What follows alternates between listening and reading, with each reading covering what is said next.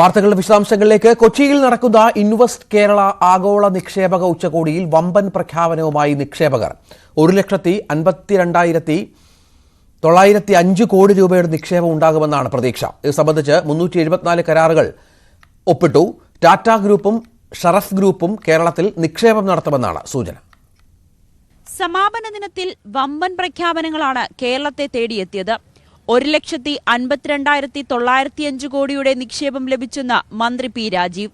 374 കമ്പനികൾ നിക്ഷേപ കരാർ ഒപ്പിട്ടു. 24 IT കമ്പനികൾ നിക്ഷേപത്തിന് താൽപര്യം പ്രകടിപ്പിച്ചു. Since now 374 companies have even interest in establishing, expanding, diversifying and reinvesting in the state and have shared expression of interest, resulting in consolidated investment of 1,52,905 crore rupees. That is the quantum of this EOI. 5000 കോടി 5 വർഷത്തിനുള്ളിൽ നിക്ഷേപിക്കാൻ Lulu group തീരുമാനിച്ചു. Global സിറ്റിയും IT പാർക്കുകളിലും നിക്ഷേപിക്കും.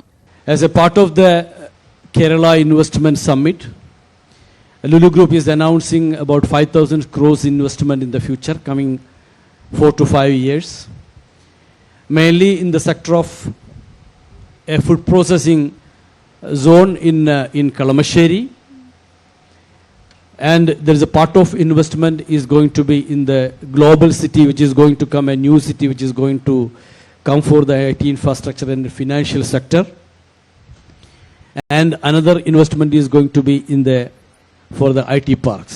Dubai ആസ്ഥാനമായി പ്രവർത്തിക്കുന്ന Sharaf group 5000 കോടി രൂപയുടെ നിക്ഷേപം നടത്താൻ തയ്യാറാണെന്ന് പ്രഖ്യാപിച്ചു.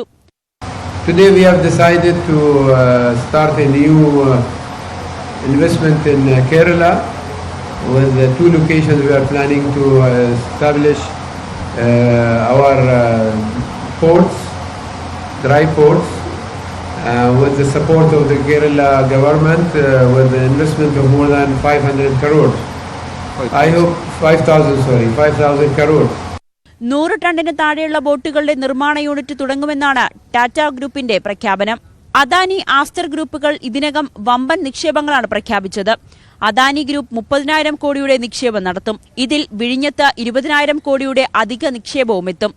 5,000 കോടിയുടെ ഇ-കൊമേഴ്സ് ഹബ്ബ് പദ്ധതിയും തുടങ്ങും.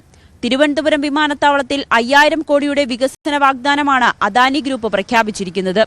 തെലങ്കാനയിലെ Krishna institute of medical science 30,000 കോടിയും ആസ്റ്റർ DM ഹെൽത്ത് കെയർ 850 കോടിയും മൊണാർക്ക് ഗ്രൂപ്പ് 5,000 കോടിയും പോളക്കുളം നാരായണൻ 500 കോടിയുടെ നിക്ഷേപവും പ്രഖ്യാപിച്ചു. ന്യൂസ് 18 കൊച്ചി.